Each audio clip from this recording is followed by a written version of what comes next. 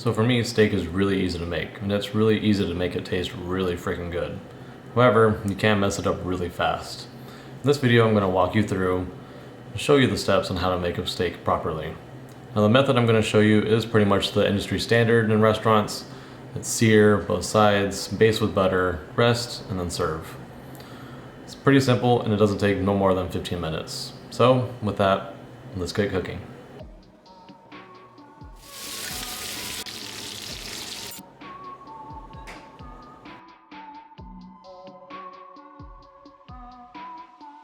Alright, so let's start about talking about steak, and this one in particular is a ribeye. I always like using a ribeye just because it's fatty, got a good amount of marbling as you can see, you have fat all the way around, you have a nice little fat cap on top. These are roughly around 1.5 inches, sometimes even 2 inches. You go up a little bit bigger in width, and overall it's just a good flavor. You could use a strip, fillet, other cuts of meat, but I prefer to use a ribeye. Of course, we got to use butter because butter is life.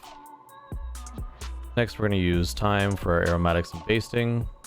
Use garlic for our basting as well. We're not going to get super fancy, just use simple kosher salt and some freshly ground black pepper.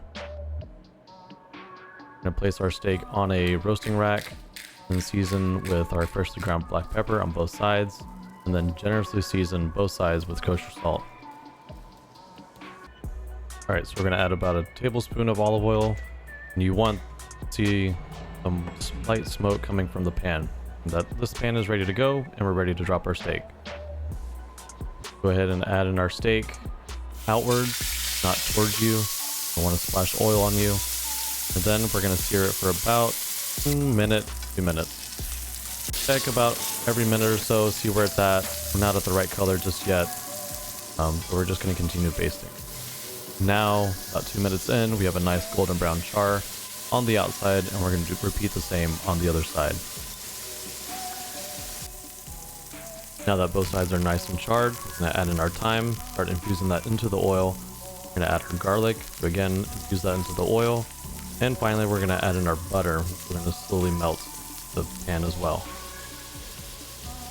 I would grab a small spoon or a serving size spoon and begin moving stuff around, getting all your aromatics into the butter just so it's well infused, and then begin basting. We're going to baste the steak for about 45 seconds to a minute and do this on both sides.